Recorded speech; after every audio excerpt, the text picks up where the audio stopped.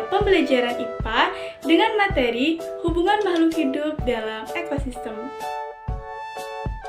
Adapun tujuan pembelajaran dari video ekosistem ini, yang pertama, mengetahui berbagai macam hubungan makhluk hidup dalam ekosistem.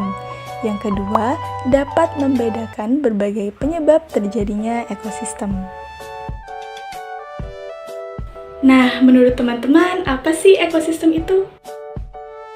Nah, teman-teman, pengertian dari ekosistem adalah suatu sistem ekologi yang terbentuk oleh hubungan timbal balik tak terpisahkan antara makhluk hidup dengan lingkungannya. Semua makhluk hidup memiliki ketergantungan yang saling mengisi antara yang satu dengan yang lainnya. Manusia memerlukan tumbuhan dan hewan. Begitupun sebaliknya, tumbuhan dan hewan juga memerlukan manusia.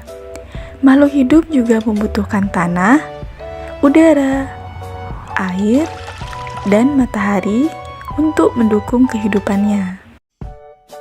Teman-teman tahu tidak, rantai makanan itu termasuk ke dalam salah satu ekosistem yang lengkap. Jadi, apa saja nih yang termasuk ke dalam ekosistem? Yuk, simak video berikut. Rantai makanan adalah urutan letak makhluk hidup dalam mendapatkan makanan yang mereka butuhkan untuk bertahan hidup dalam suatu ekosistem.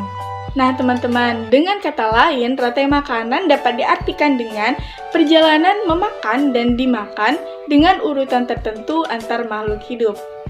Nah, contohnya seperti padi dimakan oleh tikus, kemudian tikus dimakan oleh ular, kemudian ular dimakan oleh burung elang. Nah, setelah beberapa waktu, burung elang pun mati. Bangkainya membusuk dan diuraikan oleh makhluk hidup pengurai dan bercampur dengan tanah membentuk humus.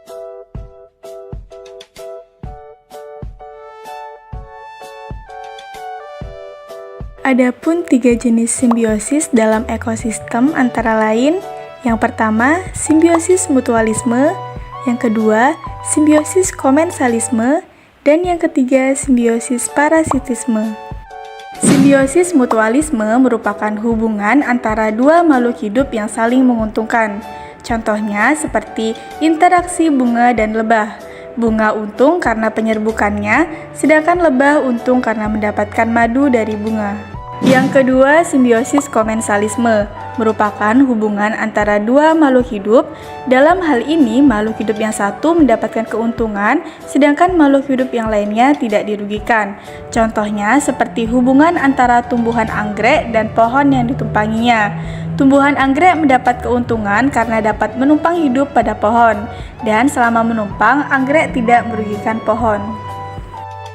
Yang ketiga, simbiosis parasitisme merupakan hubungan antara dua makhluk hidup, yang satu mendapatkan keuntungan sedangkan makhluk hidup yang lainnya mendapatkan kerugian. Contohnya seperti hubungan antara pohon mangga dan benalu. Benalu dapat hidup subur karena menghisap zat makanan dari pohon mangga yang ditumpanginya, sehingga pohon mangga lama-lama akan menjadi kurus dan lambat laun bisa mati. Nah, teman-teman, dari penjelasan materi ekosistem tadi dapat disimpulkan bahwa ekosistem merupakan hubungan timbal balik antara makhluk hidup dengan lingkungannya, baik itu yang hidup maupun tidak hidup.